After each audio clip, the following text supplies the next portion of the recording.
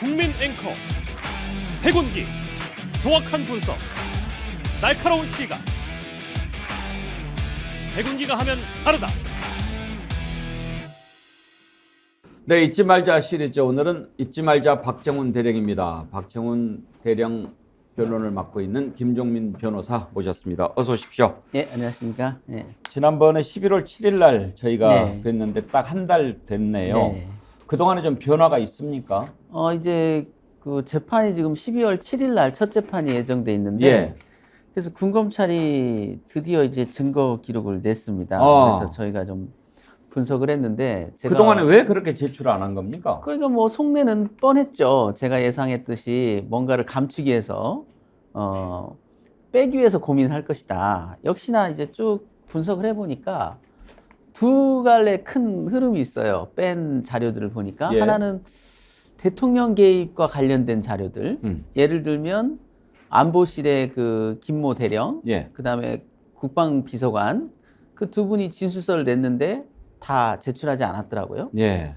또 하나가 뭐가 있냐면 자기들이 수사를 무리하게 한 정황들이 좀 담긴 수사 보고서들. 예. 예를 들면 박 단장의 그 박 대령의 진술 변화 추이를 이렇게 분석한 자료랄지, 뭐 여러 가지, 또 자기들이 그 경북청에서 수사 기록을 뺏어온 것이 적법하다라는 논거를 만든 수사 보고서랄지, 이렇게 여러 가지 수사 보고서들이 이 구속영장에 심지어 인용됐던 서류들조차도 빼버리고 제출했거든요. 그래서 그 중에 이제 핵심적인 증거들, 예를 들면 해병대 사령관의 비아폰 문자 메시지랄지, 또 여러 가지 그 각종 수사 보고서 이런 것들을 좀 제출하라, 이렇게 지금 법원에 요청한 상태고요.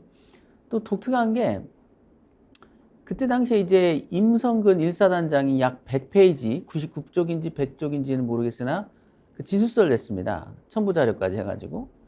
그걸 왜 제출하지 않느냐, 법원에 제출해라라고 요구를 했는데, 이제 그때 이제 어떤 말들이 돌았냐면 국방부 검찰단 내에서 뭐 임성근 1사단장을 두둔하는 듯한,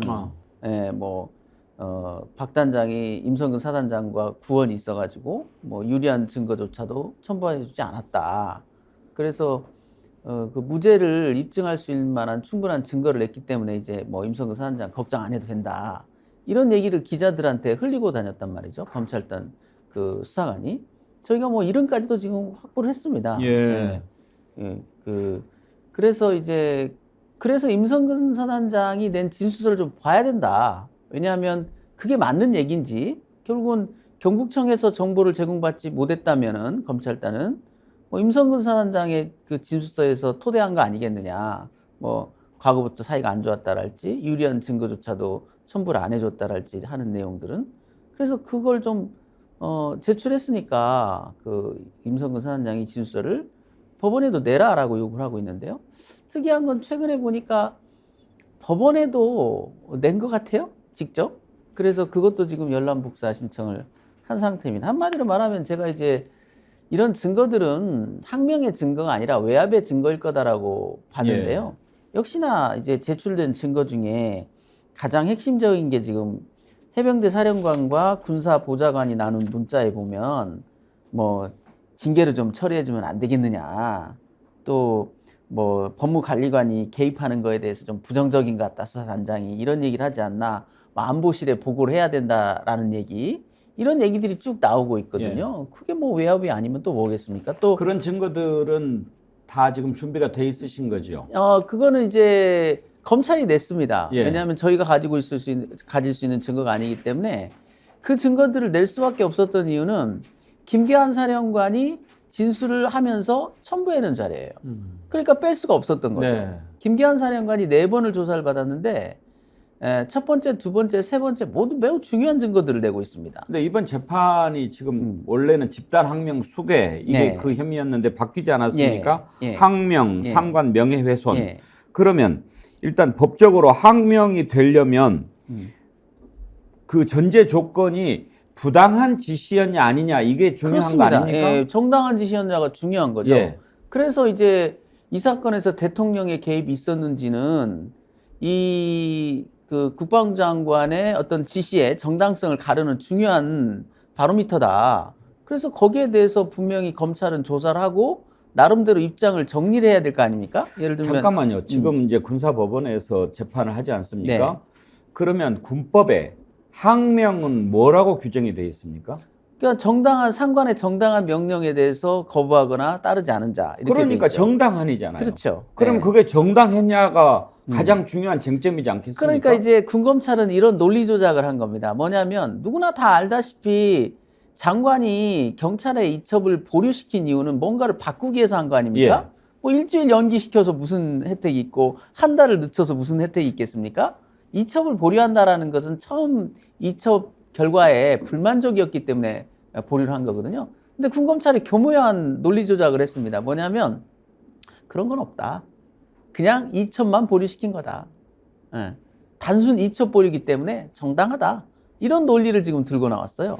저는 단순히 이번 재판이 억울한 박정훈 대령의 억울함을 벗기고 정말 명예를 회복하는 그런 차원도 있지만 지금까지 우리 군에 대해서 우리가 잘못 생각하고 있는 부분들, 그러니까 이제 항명이 이번에 죄목으로 지금 돼 있어가지고 재판을 하는데 우리 옛날 세대들은 까라면 까. 예. 이게 지금 명령에 대한 인식 아닙니까? 네, 그렇죠. 저는 그런 개념조차도 이번에 확실히 바꿀 수 있는 그런 의미 있는 재판이 되기를 바랍니다. 그렇죠. 왜냐하면 뭐 과거 나치 시대에도 그랬지만 뭐 그걸 도구이성이라고 하지 않습니까? 시키면 시킨 대로 하면 된다.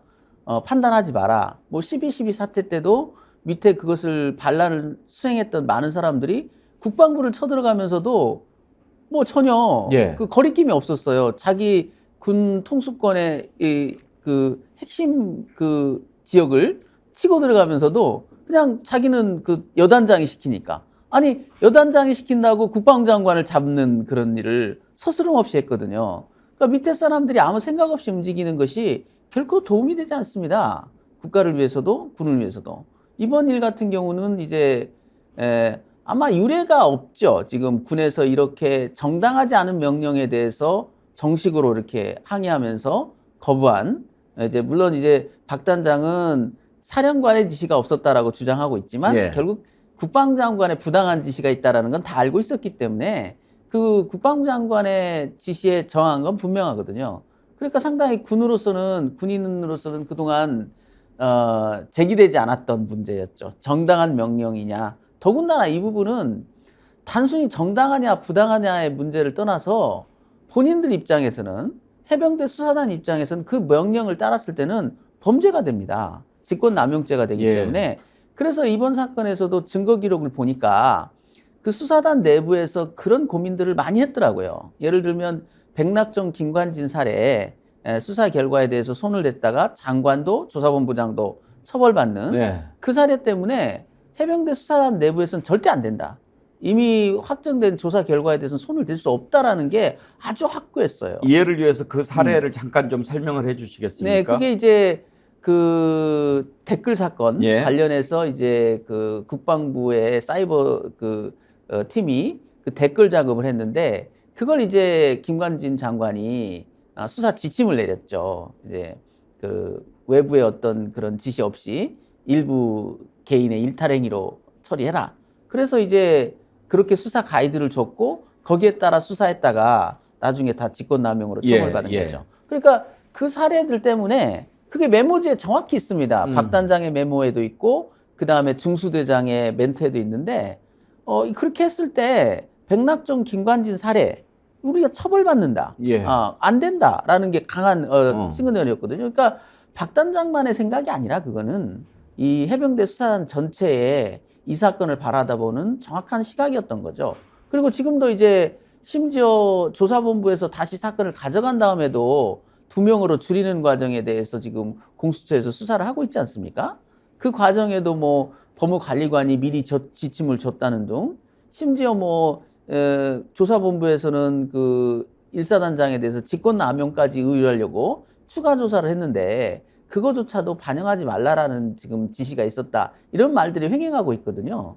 그래서 이제 결론적으로는 위법한 명령일 뿐만 아니라 그 명령을 이행했을 때는 곧바로 형사처벌의 대상이 되는 그래서 도저히 할 수 없는 일을 시킨 겁니다. 국방장관의 지시라는 것은 드러나지 않고 그 국민들이 모르고 넘어갔을 때는 상관이 없지만 밝혀지게 되면 형사처벌이 뒤따르는 매우 위중한 명령이거든요. 예. 따를 수가 없는 거죠. 수사관 입장에서는 그걸 따를 수가 없는 겁니다. 또 하나 제목이 상관 명예훼손 아닙니까? 예. 뭘 명예훼손했다는 겁니까? 그러니까 이제 장관한테 보고할 당시에 장관은 사단장을 왜 처벌하려고 그래? 이런 예. 얘기는 한 적이 없고 그 초급 간부들은 왜 처벌하려고 그래? 이것만 물었다는 겁니다. 예. 근데 이제 박 단장이 반대로 얘기했다는 거죠. 장관은 사단장은 왜 처벌하려고 그래? 그리고 초급 간부들은 왜 처벌하려고 해? 라는 말은 묻지 않았다는 거예요. 근데 이제 그 부분도 저희가 증거 기록을 쭉 받아서 분석을 해보니까 다 말이 달라요. 그 부분에 대해서 정확하게 기억하는 사람이 거의 없습니다. 그러면 심지어, 지금 허위사실 적시에 의한 명예훼손이라는 네, 그렇게 겁니까? 보는 겁니다. 그러니까 그거를 방송에서 나와서 얘기를 했다는 네, 겁니까? 예, 특히나 초급 간부 얘기는 8월 11일 날 검찰단 앞에서 이렇게 브리핑하면서 잠깐 나온 얘기거든요. 왜냐하면 그날 이제 조사를 거부하면서 국방부에서 그 8월 8일부터 무슨 얘기를 했냐면 장관이 초급 간부들 때문에 밤잠을 설쳤다. 그래서 안타까워서 결재를 번복한 거다. 이런 얘기를 하길래 너무 어이없었던 거죠. 그 전까지 나온 적도 없었고. 그러면 이 상관 명예훼손은 원고가 지금 전 국방부 장관입니까? 이제 검찰이 기소를 한 거기 때문에 피해자인 셈입니다. 예. 근데 피해자 진술 조서도 없어요. 명예훼손은 본인이 직접 안 해도 되는 겁니까? 이제 상관 명예훼손은 상관없습니다. 그렇군요. 그리고 이제 일반 명예훼손 같은 경우는 반의사 불벌죄로 돼 있기 때문에 피해자 의사를 반드시 확인하는 절차가 필요하거든요. 그런데 군형법을 적용하는 상관 명예훼손은 물론 반의사 불벌죄는 아니죠. 그러나 그래도 일종의 피해자인데 그렇죠. 피해자 의사조차도 확인된 서류가 없어요. 그러니까 참 어이없는 과잉충성도 이런 과잉충성이 어디 있느냐. 상식에 안 맞는 거죠. 상식이 안 맞죠. 아니, 지금 그리고 당사자가 명예훼손을 당했다고 진술도 하지 않았는데 네. 군이 보기에 이건 상관 명예훼손이야라고 걸어가지고 재판에 붙인다는 게 그게 그렇죠. 그리고 그렇다면 이거는 물증이 없기 때문에 당시 보고 상황이 보고 상황이 무슨 서류로 정리된 것도 아니고 녹화가 된 것도 아니지 않습니까? 그러면 박 단장을 제외한 나머지 사람들의 일치된 의견이라도 있어야 될 텐데 그거조차도 달라요. 심지어 사단장을 처벌해야 되느냐는 말을 들었다는 사람도 있습니다. 저는 좀 걱정되는 게요.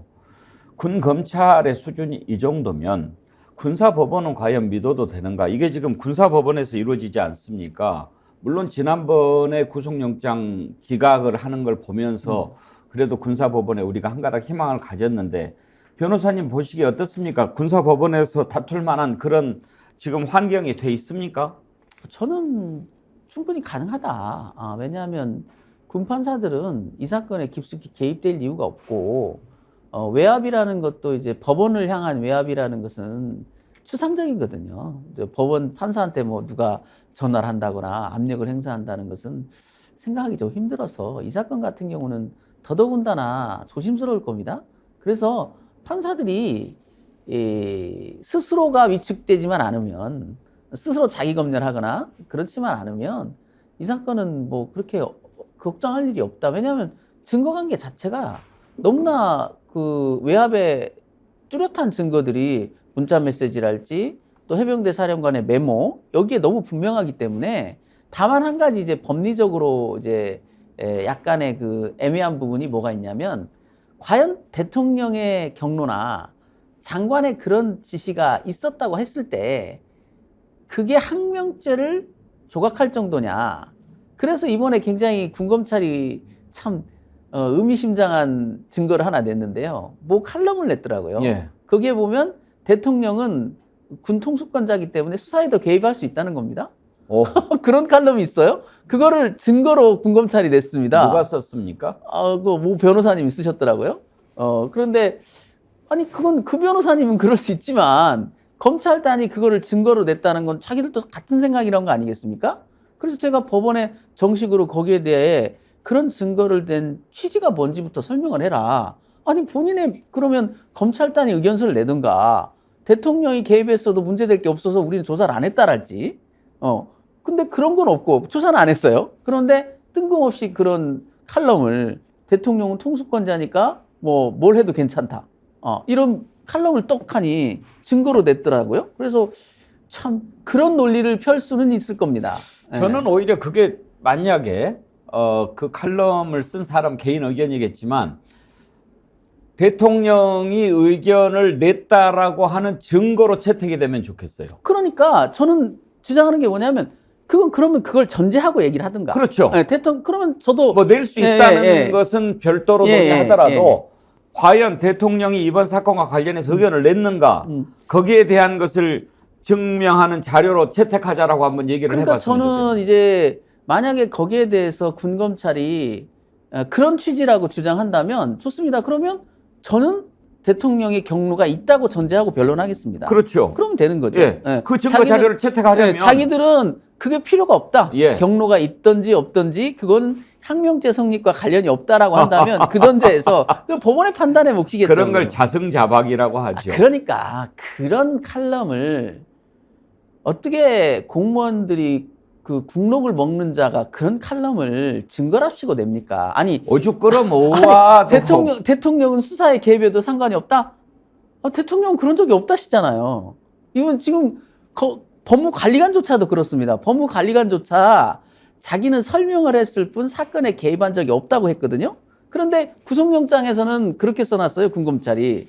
아니 정확하신 말씀을 하셨다는 거예요. 법무관리관께서. 뭐가 문제냐. 아니 당사자는 그런 말 안 했다고 하는데. 아니 좋다니까요. 군 검찰이 대통령은 국군 통수권자니까 이렇게 얘기할 수 있다라고 하는 것을 그 칼럼을 증거 자료로 제출을 했다면 오케이. 그러면 너네들이 증거 자료로 제출했으니 대통령이 개입했다라고 하는 것을 인정하는 증거 자료로 받아들여도 되느냐 이걸 먼저 따져야죠. 그렇죠. 그 부분은 법리적으로는 조금 논란의 여지는 있는 것 같아요. 저도 그 칼럼을 보고 말이 안 되는 얘기를 하니까 그러는 거죠. 그러니까 이게 이런 식의 그 공소 제기 자체도 저는 이 사건을 보면서 아마 민간과 군을 통틀어서 검찰 역사상 흑역사가 되지 않을까.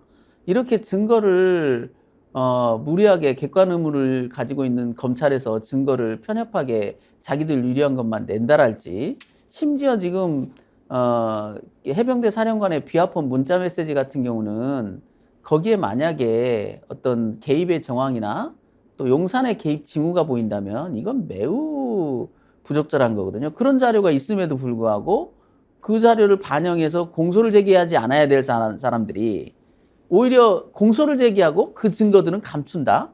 이건 범죄죠. 이건 범죄죠. 아니 그러면 대통령이 1호 당원이라고 그래서 당무에 개입하면 됩니까? 그러니까 말입니다. 그 칼럼을 쓰신 분이야. 뭐 자유로운 개인의 의견이니까 누가 뭐라고 하겠습니까? 그러나 그것을 공적기관에서 증거로 제출한다? 그건 너무 비겁한 얘기고요. 차라리 증거로 제출할 거면 의견서를 써서 대통령 통수권이 있는데 장관이 알아서 그것을 이제 수용을 해야지 적법하게. 한심합니다. 그러니까 참. 그런데 이 와중에 박정훈 대령을 군사경찰 병과장 보직을 해임을 시켰잖아요. 이건 어떤 의미가 있는 겁니까? 그러니까 뭐 망신 주기 비슷한 거죠. 그리고 그러니까 지금 이제 저도 이제 그 심의에 가서 제가 해병대 수사단장은 진작 저기를 했고 군사경찰 병과장이라고 하는 보직이 따로 있습니까? 있습니다. 병과장 보직이 따로 있는데 이제 어떤 진급이나 인사철에 병과장으로서 의견 내는 거랄지 뭐 그런 좀 상징적 권한 이런 것들을 행사하는 자리인데 사실상 그동안 병과장으로서 권한을 행사할 일이 없었던 거죠. 그러다가 이제 갑자기 지금 보직 해임을 한다고 해서 제가 갔다 왔는데요. 가서 저는 이제 그런 그 군사보좌관과의 문자, 그 다음에 해병대 사령관이 메모한 그런 것들을 다 보여줬습니다. 근데 제가 그 심의를 하면서 참 특이하게 느꼈던 게 뭐냐면 어쨌든 징벌하는 자리 아닙니까? 박 단장이 잘했다고 와서 상 주려고 모인 자리가 아닙니다. 뭔가 박 단장이 잘못했기 때문에 박 대령이 그 잘못에 대해서 보직을 해임을 하겠다라고 심의를 하는 거거든요. 근데 묻질 않아요. 위원들이 한마디 질문이 없었습니다. 특이한 일 아닙니까? 질문이 없어요. 당신 왜 그렇게 했느냐? 차라리 이렇게 하지 하는 게 낫지 않았느냐? 당신 때문에 이게 무슨 일이냐 지금 다들 고초를 겪고 한마디 질문이 없었어요. 그리고 보직은 해임했습니다. 그게 무슨 얘기냐면은 처음부터 저희가 이제 그 보직해임 심의위원회 위원들한테 큰 기대는 안 했어요. 왜냐하면 저번에도 그 방송 출연 때문에 견책 징계했다가 국회에서 위원들 명단 공개하라고 난리가 났었거든요. 예. 어떤 정신 나간 인간들이 이런 일에 대해서 견책을 주고 그러느냐, 파면에도 시원치 않을 판에 누구야 도대체 위원들이, 이런 말까지 일부 의원이 했단 말이죠. 몰상식한 얘기죠. 그런 상황에서 이 위원들이 자기의 신상의 위험을 감수하면서까지 정의롭게 판단해달라? 쉽지 않은 얘기죠. 저는 그래서 후문으로 들리는 얘기가 견해 대립이 있어서 표결까지 갔답니다. 그래서 그것만으로도 대단하다. 정말 해병대가 살아있구나, 그나마. 그리고 그 과정에서도 예우를 다 하고, 이제 그 박대령에 대해서 상당히 예우를 하더라고요. 그 얼굴 표정이랄지 말투랄지 이런 걸. 그러면서 이제 공격적인 멘트 한마디 없이 쭉 듣고, 충분히 이해했다. 잘 판단해보겠다라고 얘기하는 걸 보면서, 해병대가 그래도 살아있구나. 그걸 저는 그렇게 느꼈습니다. 병과장 보직 해임 소식을 듣고 박정훈 대령님 표시는 어땠습니까? 제가 처음부터 이제 보직해임이 안 되는 거에 목적을 두지 마라. 차라리 이번 기회에 잘 모르는 분들한테 우리의 입장을 잘 설명해서 그분들이 또 그 정확한 정보를 주변에 예. 알리는 좋은 계기로 삼자. 제가 그렇게만 얘기했죠. 지금 와서 병과장 보직이 해임된들, 남아있는들 무슨 의미가 있겠습니까? 그래서 그러니까요. 일부에서는 그런 말도 있었답니다. 사령관 참모들이 좀 실권도 없는 자리에 그거 보직해임해가지고 시끄럽게 만들 일이 뭐 있느냐라고 했더니 사령관께서는 이 부분에 관해서는 상당히 합리적 판단을 못하는 굉장히 격앙되고 흥분된 반응을 보였다. 이런 후문이 있거든요. 그래서 사령관님도, 저는 증거를 쭉 보면서 변호인으로서 개인적인 생각은 이런 생각입니다. 해병대 사령관이 문제를 꼬은 면도 있고 지금도 해결할 수 있는 문제를 악화시킨 측면도 일부 있다고 비난을 받고 있지만, 자, 그러나 외압의 증거를, 결정적인 증거들을 내놓은 사람은 누구냐? 다 해병대 사령관이었습니다. 1회, 2회, 3회 조사에서 내라고 강요하지 않았는데도 불구하고 그런 자료들을 전부 다 냈거든요. 이거는 사령관께서는 말로는 하지 않으시지만 행동으로 보여주고 있는 겁니다. 그 어떤 사람도 외압의 증거에 대해서 사령관보다 더 확실한 증거를 제출한 사람이 없어요. 그렇죠. 예, 전원만 있을 뿐이지. 예. 지난번에 저와 우리 애청자님들의 위로 격려의 말씀 좀 전해달라고 부탁을 드렸는데 전해주셨습니까? 예, 그랬고 박 단장님도 굉장히 감사하게 잘 봤다. 예. 특별히 감사하다는 말을 꼭 전해달라고 아이고, 저한테. 예. 고맙습니다. 예. 아주 오늘도 많은 격려의 글이 오는데요. 박정훈 대령을 성원하는 그런 글도 오고요. 또 김영임님께서는 변호사님 끝까지 밝혀주시고 박정훈 대령님 억울함을 풀어주십시오. 그래서 순직한 최상병 죽음이 헛되지 않도록 도와주세요. 그런 걸 주셨고, 프리맨 K님께서요.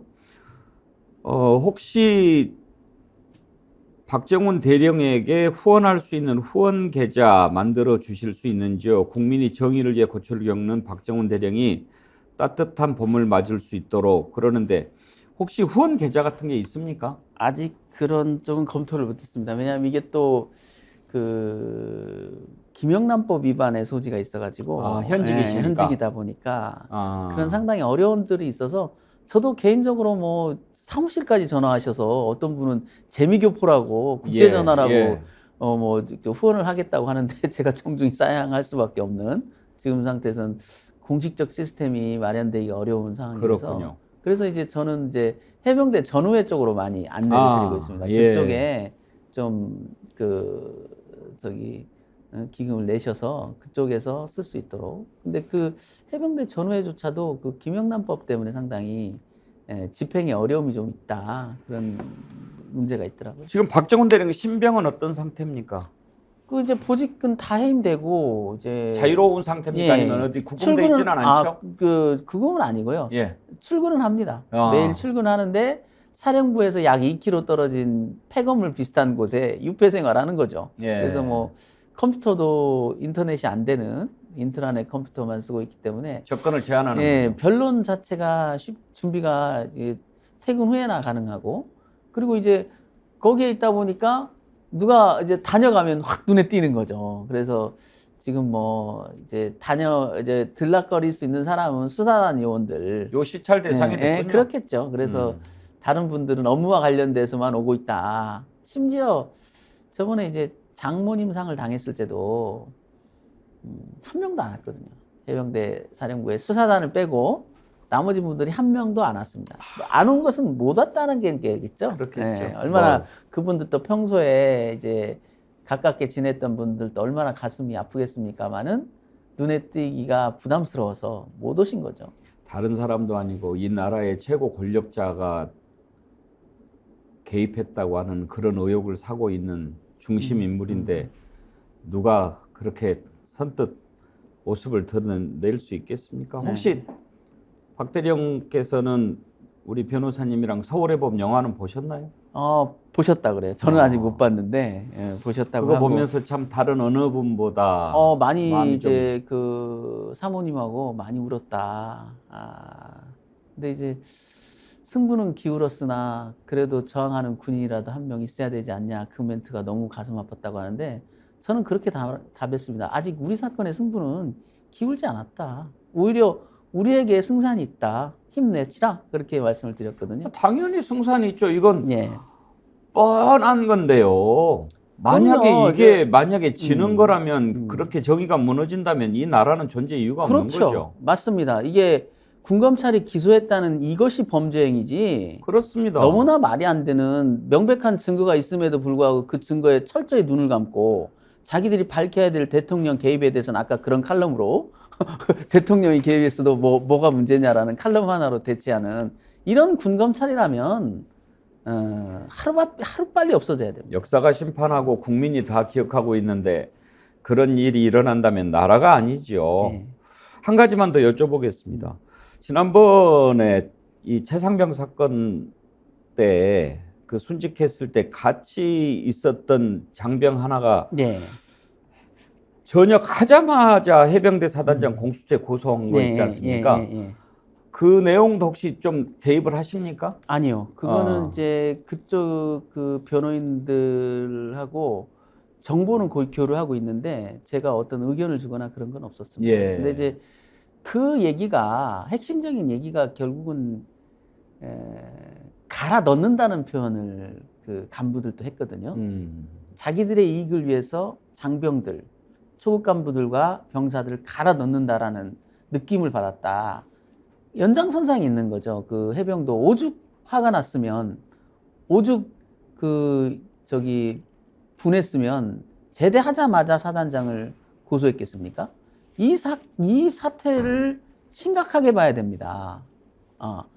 안에 있는 사람들이 자기 편에 서 있는 것처럼 자기 앞에서 지금 굽신굽신 한다고 그래서 그들이 본심이 그런 게 아니에요. 자기도 알겠지만은, 그 병사 현역에 있을 때는 얼마나 자기들이 봤을 때는 하찮습니까? 말할 수 없고, 말도 못하고, 뭐 시키면 시킨 대로 하고, 결국 물에 들어가라 그러면 들어가야 되고, 이런 사람이지만 군복을 벗는 순간, 자유시민이 되는 순간 주권자의 지위로 다시 복귀하는 거예요.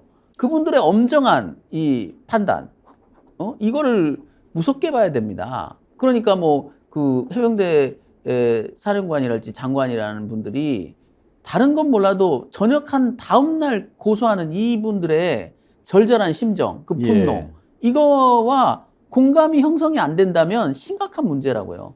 왜 그랬대요? 잘 모르겠는데 이건 정말 무책임한 얘기입니다. 알겠습니다. 혹시 이 생존 장병 재판 진행이 되면은 증인으로 채택할 생각도 있으십니까? 그렇겠죠. 예. 이제 우리 사건의 재판에도 항명죄 사건의 재판에도 증인으로 부를 가능성이 있겠죠. 아무튼 우리 박정훈 대령께 다시 한번 절대 외롭지 않은 싸움 하고 계신다고 꼭 좀 전해 주셨으면 좋겠습니다. 네. 앞으로도 또 상황 진행되는 거 봐서 또 궁금한 거 있으면 말씀 듣도록 하겠습니다. 예, 오늘 감사합니다. 감사합니다. 예.